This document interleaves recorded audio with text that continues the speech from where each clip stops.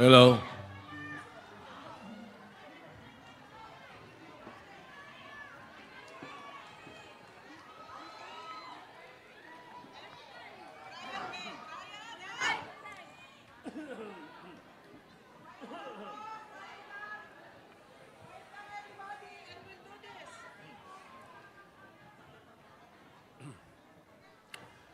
Pumasok po kami lahat ngayong araw para makapagtrabaho, pero hindi po kami pinayagang umere ng new management.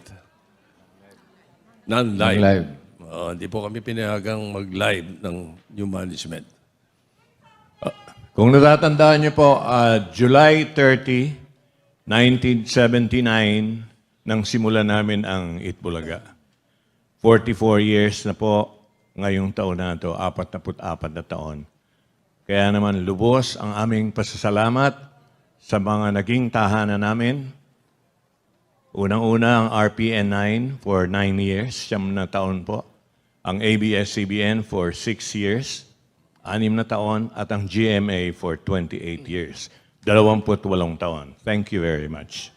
Nagpapasalamat din kami sa lahat ng advertisers mula 1979 na nagmahal, nagtiwala at sumuporta sa amin. Ganon din sa inyo. Higit sa lahat, ganon din po sa inyo mga Dabarkad, sa mga manonood, sa inyong pagmamahal sa programang naging bahagi ng inyong tanghalian. Lubos din ang aming pasasalamat kay Mr. Tony Toviera sa pagkakaibigan at pagiging bahagi ng aming pamilya. At higit sa lahat, sa Panginoong Diyos na kahit kailan, hindi niya kami pinabayaan. Hindi na po namin iisa-isahin ang laman ng aming mga puso at damdamin. Ang hangad lang po namin ay makapagtrabaho ng mapayapa, walang maagrabyado at may respeto sa bawat isa.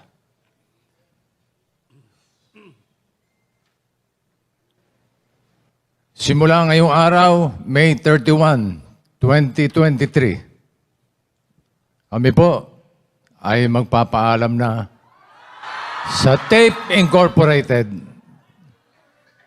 Karangalan po namin na kami nakapaghatid ng tuwa't saya mula Batanes hanggang Hulo at naging bahagi ng buhay ninyo. Maraming salamat sa inyong lahat. Hanggang sa muli, saan man kami dalhin ng tadhana, tuloy ang 1,001 tuwa. Thank you.